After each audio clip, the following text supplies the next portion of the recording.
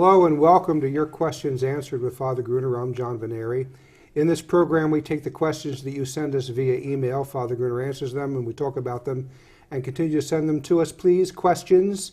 The email address is questions@thefatimacenter.com.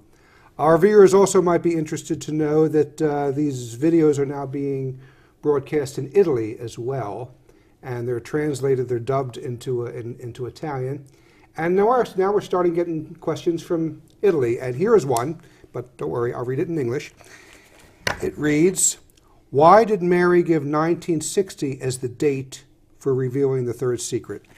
Well, I would urge everyone who asks that question to read our books and our pamphlets on the subject, but I'll try and be brief on this subject. Chris Ferrara's put in a book, the secret's still hidden, or in Italian, Il segreto ancora nascosto, and it's also in 3 other languages besides. But it's very simply, and it's obvious, that Chris deducts it from the fact 1960 was an important date. Why was that date important? Because it was near some important event in the Church, and that only important event in the Church at the time would be the Second Vatican Council.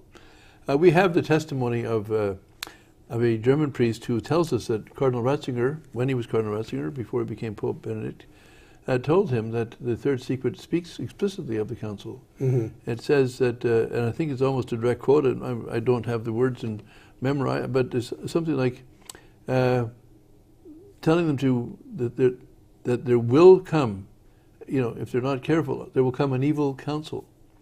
So this might sound like heresy to some people, saying, well, how can a council be evil? So first of all, we can point out that such a council can be evil. We've had 2 evil councils in the Church.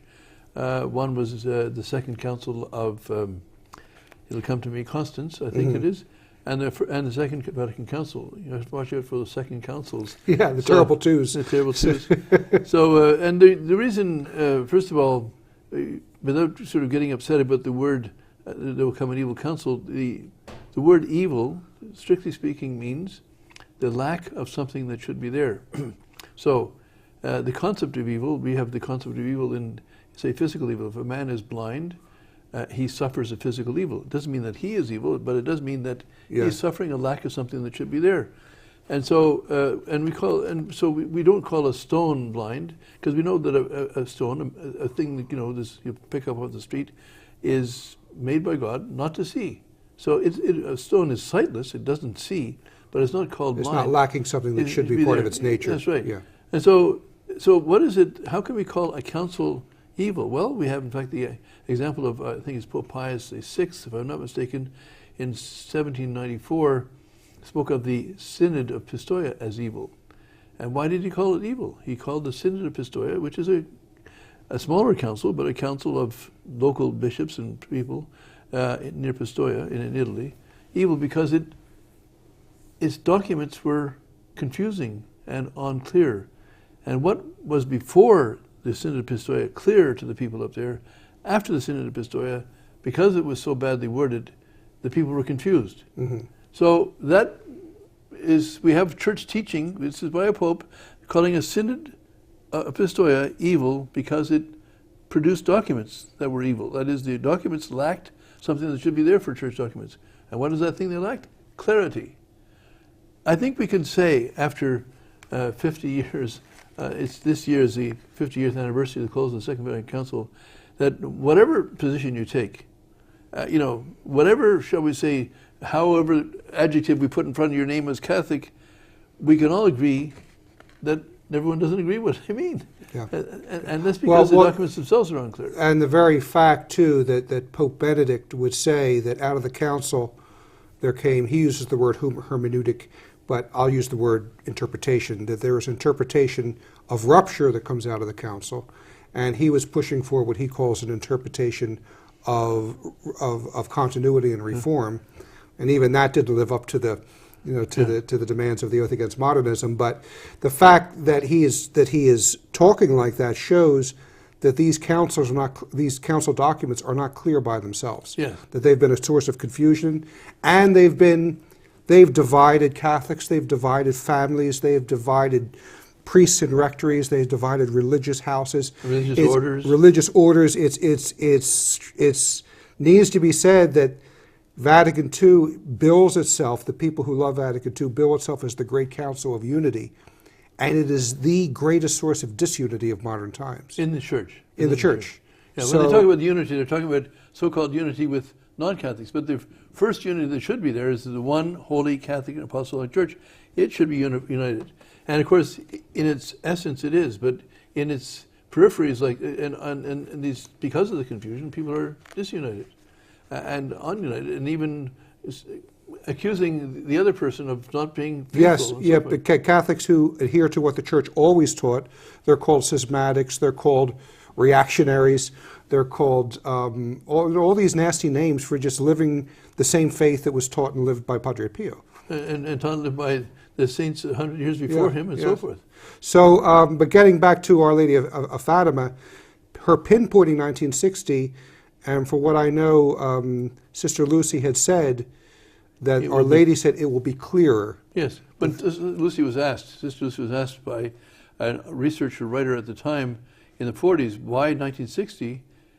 She said because Our Lady wants it believed in 1960. On another occasion she said, because it will be clearer then. Mm-hmm. And of course, as Frere Michel points out, a prophecy, it becomes clearer when you start to see the realization of it.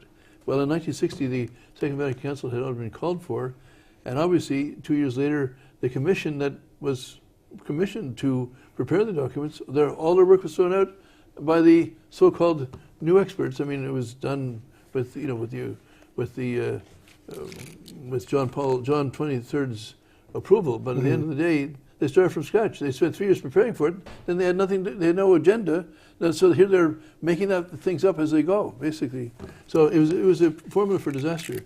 And so, but Our Lady predicted that it would be evil. And for the people who don't understand why clarity is necessary, it's just, it might just explain that.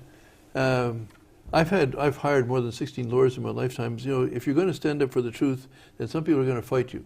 And if somebody's going to fight you, you have to fight with the method, the instruments, and sometimes you have to go to law because people are. So I've had lawyers, and one thing that I learned about dealing with law and lawyers is that if I'm going to make an agreement with you, we have to have clarity of ideas, and we have to. So I'm committing to do something for you. You're committing to do something for me.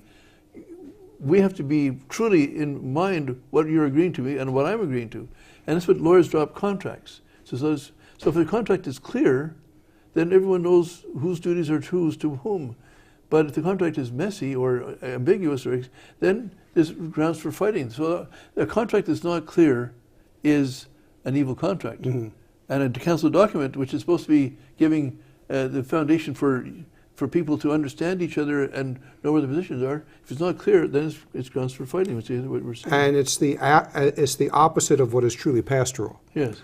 A lot is talked about with Vatican II, that the fact that it's not a dogmatic council but a pastoral council, that is true. But at the same time, the so-called pastoral advice and orientation that came from Vatican II actually steers people away from what the Church always believed for 2,000 years. Yeah. Well, and the other thing is that, one of the pastoral, I mean, we're going on too long here, but one of the pastoral examples I learned when I was in the seminary was that the chancellery offices are now writing things in such a way as to be unclear as to what they're really saying, and they're doing it deliberately so that they can get what they want without taking responsibility for what they want. And so, as a result, it causes friction among the faithful, because some say, oh, you're disobedient. My mother said I was disobedient because I was disobeying a command from the Montreal Chancellery Office. Well, I went to see the people who wrote that in the Chancellery Office, and they said, well, we wrote it that way.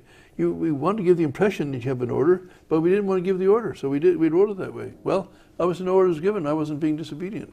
And this is the great tragedy of our time, too, because you don't expect priests to act like that. No. You expect, our Lord said, let your yes be yes, yes, your, and a lot of the crisis and confusion happened because people did not expect the priest to actually tell them things that were contrary to church. Because if you can't get it from the priest, where are you going to get it? Well, the whole idea is that if somebody says, but I think this is the other thing, is that people might say, but how could God allow an evil counsel? Well, I think the answer to that is, in the prayer, we've all prayed the Our Father, lead us not into temptation, we ask our God the Father. Do not lead us into temptation. So would God lead us into temptation? If we don't ask him, well, the answer, surprisingly, is he could. And why would he do that? And we have the teaching of St. John Eudes, which says, if we don't turn back to God as the prophet enjoins us, if we don't do penance and turn back to God, then God will not send us pastors after his own heart, but send us bad shepherds, shepherds who lead us into evil, all under the guise of doing good. That's what we're seeing today. Yes, and Scripture says, of course, woe to those who call good evil and evil good. Yes. Yes. Well, there's a lot more we could talk about that. I hope we at least initially answered the question of that Our Lady, and the date came from Our Lady, because Yes.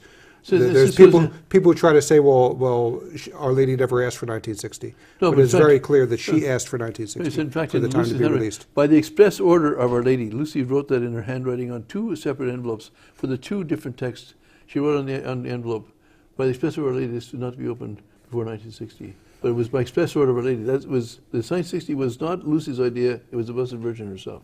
So Our Lady came to warn us through the secret, and that's why, too, this apostolate constantly requests that the hierarchy in Rome and the Pope himself will actually give us the full text of the third secret, but that's probably cause for another program. So anyway, that's all for this segment, and we'll see you on the next broadcast. Thank you.